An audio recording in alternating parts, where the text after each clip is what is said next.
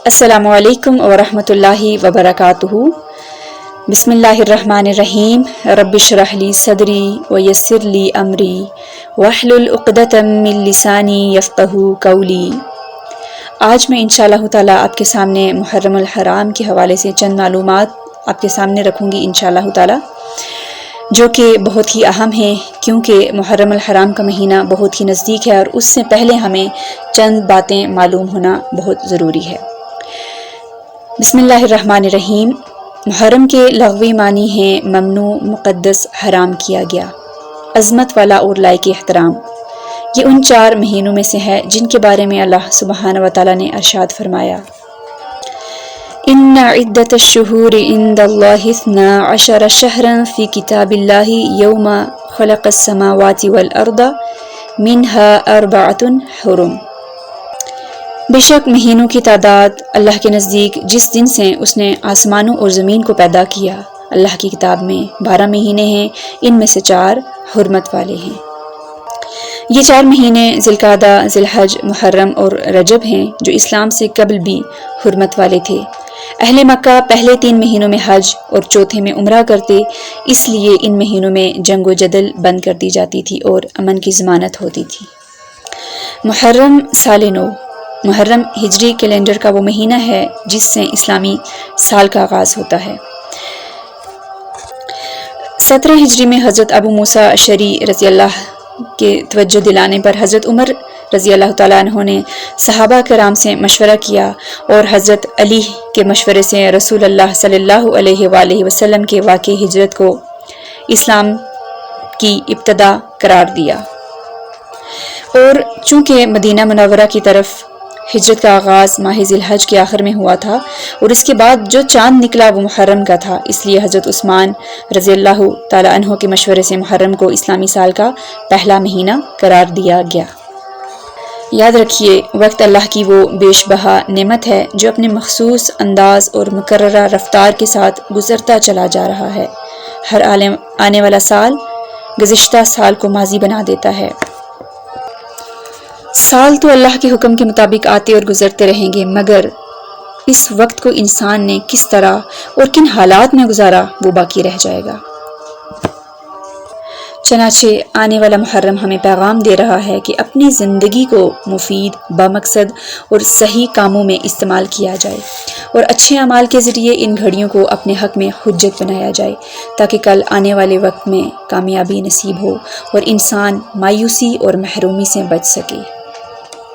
بہت ہی پیاری بات ہے۔ جنید بغدادی نے فرمایا، تم ہر لمحہ یہ دیکھتے رہو کہ اللہ سے کتنے قریب ہوئے، شیطان سے کتنے دور ہوئے، جنت سے کتنے قریب ہوئے اور دوزخ سے کتنے دور ہوئے۔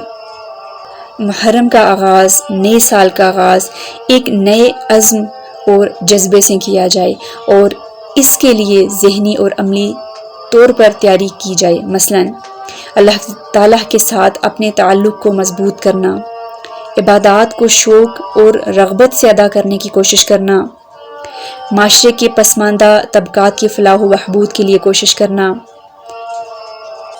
نفع مند علم حاصل کرنے اور ذاتی اصلاح کی منصوبہ بندی کرنا، والدین کی خدمت اور رشتہ داروں کے حقوق کی ادائیگی میں بہتری لانا، اہل خانہ اور بچوں کی تربیت کی طرف توجہ دینا، اور اس کے علاوہ بھی بہت ساری چیزیں ہیں جو ہم اپنی روزمرہ کی زندگی پر غور و فکر کر سکتے ہیں کہ کس طرح سے ہم اپنے آنے والے کل کو مزید بہتر سے بہترین بنا سکتے ہیں۔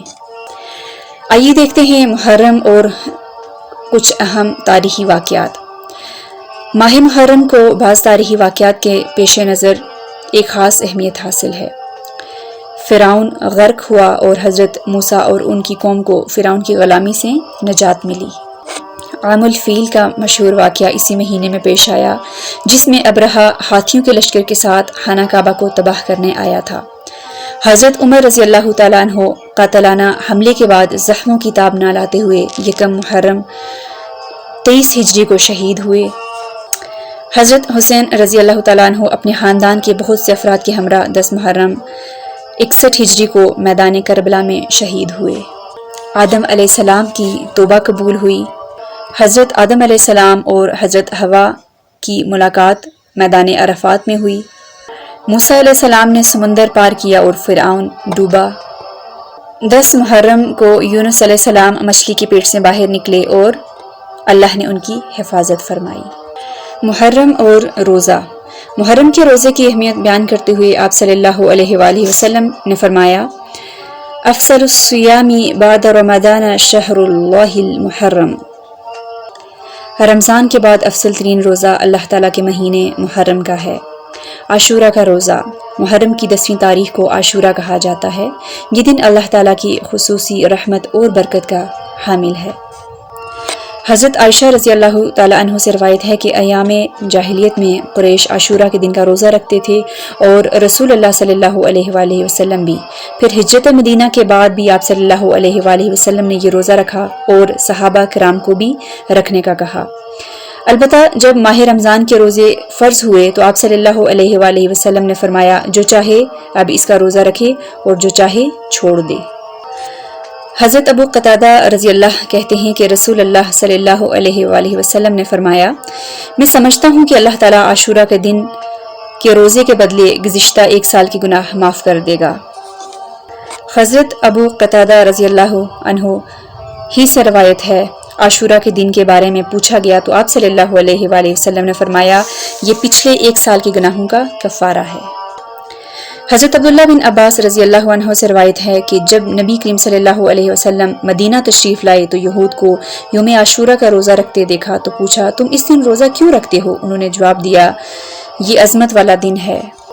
اس دن اللہ تعالیٰ نے حضرت موسیٰ اور ان کی قوم کو نجات دی اور فرعون اور اس کی قوم کو غرق کر دیا، تو حضرت موسیٰ نے بطور شکر اس دن کا روزہ رکھا، تو اس لیے ہم بھی یہ روزہ رکھتے ہیں۔ آپ صلی اللہ علیہ وسلم نے فرمایا، موسیٰ علیہ السلام سے تمہاری نسبت ہم زیادہ قریب ہیں، اس لیے نبی کریم صلی اللہ علیہ وسلم نے خود بھی روزہ رکھا اور صحابہ کرام کو بھی اس کا حکم دیا۔ روزے میں یہود کی مشابہت سے بچنے کا حکم۔ یہود کی مشابہت سے بچنے کے لیے آپ صلی اللہ علیہ وسلم نے 10 کے ساتھ 9 محرم کے روزے کو ملانے کی خواہش کا اظہار فرمایا۔ حضرت عبداللہ بن عباس رضی اللہ عنہ سے روایت ہے کہ رسول اللہ صلی اللہ علیہ وآلہ وسلم نے عاشورہ کا روزہ رکھا اور لوگوں کو بھی اس کے رکھنے کا حکم دیا، تو لوگوں نے کہا، اے اللہ کے رسول، یہ وہ دن ہے جس کی یہود اور نصارہ عزت کرتے ہیں۔ آپ صلی اللہ علیہ وسلم نے فرمایا، جب اگلا سال آئے گا اگر اللہ نے چاہا تو ہم 9 تاریخ کا روزہ بھی رکھیں گے، لیکن اگلا محرم آنے سے قبل ہی آپ صلی اللہ علیہ وسلم کی وفات ہوگی۔ چنانچہ 10 محرم کے ساتھ 9 محرم کا روزہ رکھنا افضل ہے۔ کسی وجہ سے 9 محرم کا روزہ نہ رکھا جا سکے تو 11 محرم کا روزہ ساتھ رکھنا چاہیے۔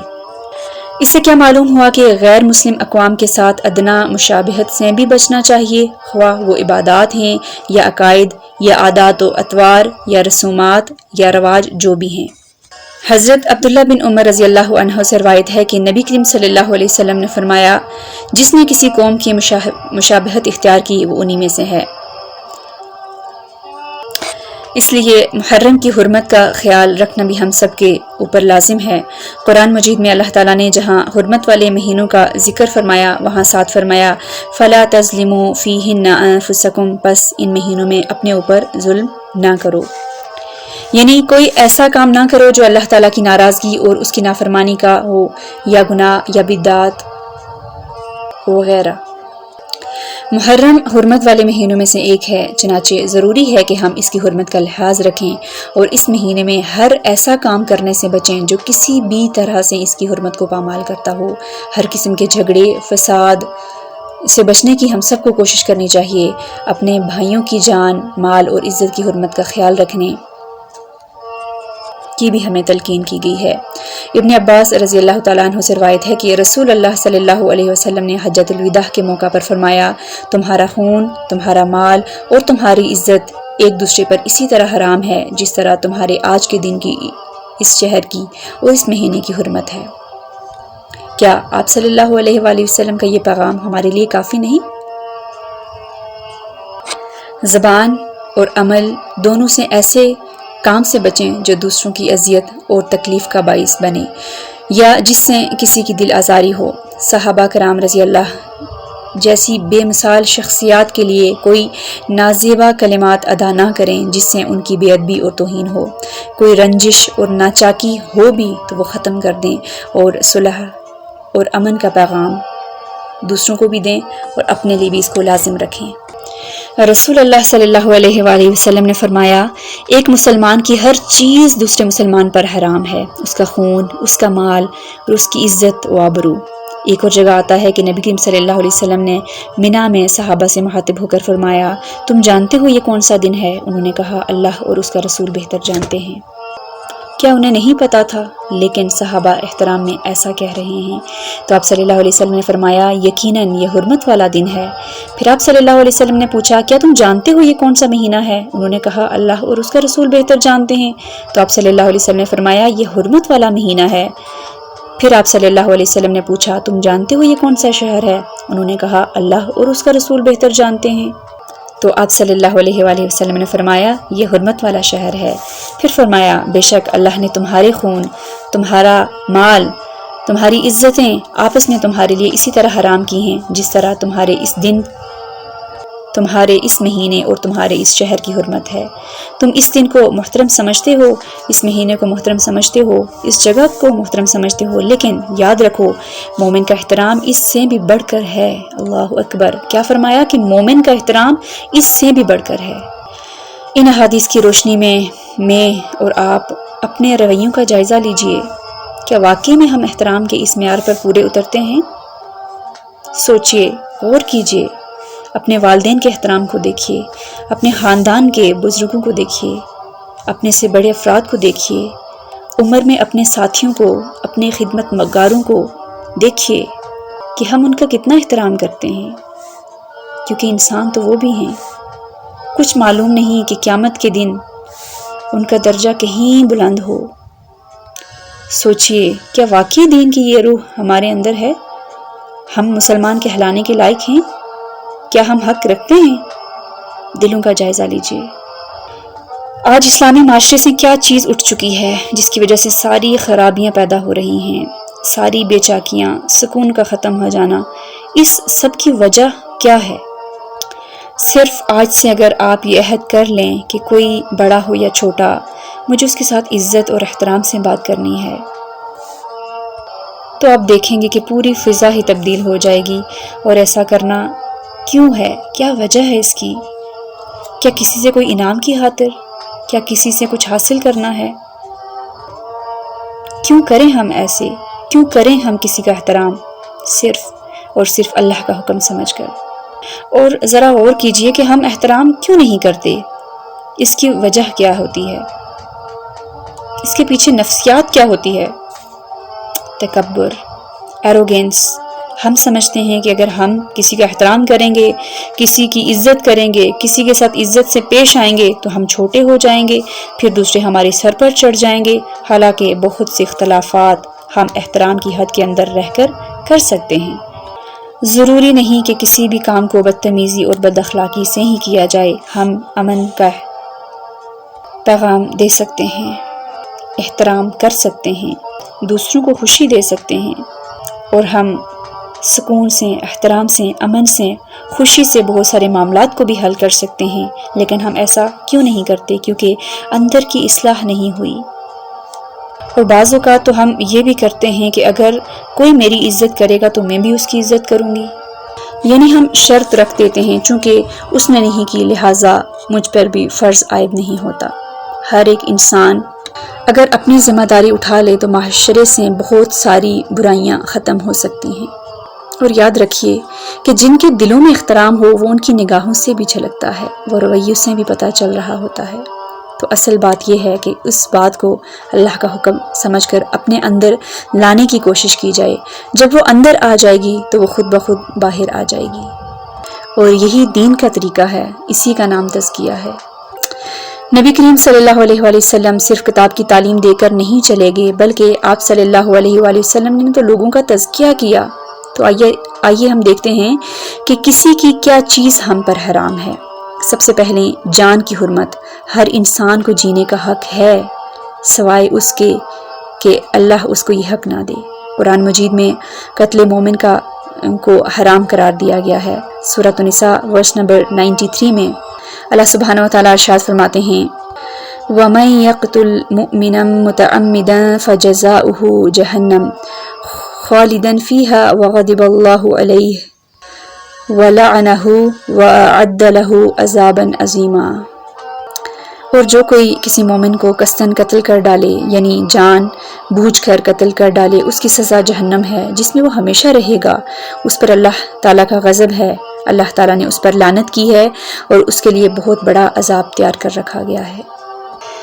حدیث میں آتا ہے کہ حضرت ابو ہریرہ رضی اللہ تعالیٰ عنہ رسول اللہ صلی اللہ علیہ وآلہ وسلم کا یہ فرمان ذکر کر رہے تھے کہ اگر تمام آسمانوں اور زمین والے کسی مومن کے قتل میں شریک ہوں تو اللہ تعالیٰ ان سب کو جہنم میں دھکیل دے گا، یعنی صرف ایک نہیں، اگر ایک کے قتل میں 10 لوگ شریک ہیں تو وہ 10 کے 10۔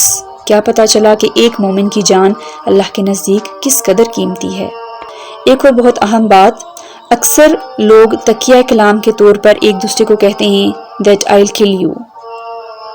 اس طرح کی باتوں سے بھی بچیے، کیونکہ یہ سب آپ کے نامہ اعمال میں لکھا جا رہا ہے، اس لیے اپنی باتوں سے پرہیز کرنا، جو الفاظ ہم اپنی زبان سے نکالتے ہیں ایسی باتوں سے پرہیز کرنا بہت زیادہ ضروری ہے، کیونکہ ہمارے ساتھ ایک نگران ہے جو ہر وقت لکھ رہا ہے۔ جب ہم سوئے ہوتے ہیں تب بھی پین چل رہا ہوتا ہے، ہم آرام کر رہے ہوں وہ آرام نہیں کرتے۔ سورہ کاف ورس نمبر 18 میں اللہ سبحانہ وتعالیٰ فرماتے ہیں ما یلفظ من قول الا لدیہ رقیب عتید، کہ جو بھی تم بولتے ہو تمہارے پاس ایک نگران ہے جو فوراً سے اسے لکھ ڈالتا ہے۔ تو ہم جو بھی بات کریں، اپنے منہ سے جو بھی الفاظ نکالیں، ضرور ناپ تول کر بولیں کہ ہم کیا کہنے جا رہے ہیں، کیا وہ اچھی بات ہے، کیا وہ 100% سچ بات ہے، کیا وہ دوسرے کے لیے فائدہ مند بات ہے۔ اگر یہ چیزیں ہم سوچ کر کوئی بھی بات کریں گے تو ایک تو ہماری گفتگو لمیٹڈ ہو جائے گی اور ہم اچھا بولنا سیکھ جائیں گے انشاءاللہ تعالی۔ اللہ تعالیٰ سے دعا ہے اللہ تعالیٰ ہم سب کو صراط مستقیم پر چلنے کی توفیق عطا فرمائے، آمین۔ سہل اللہ لکنا طریق الجنہ بسبب طریق العلم، سبحانک اللہم وبحمدک، اشہد ان لا الہ الا انت، استغفرک واتوب الیک۔ السلام علیکم ورحمۃ اللہ وبرکاتہ۔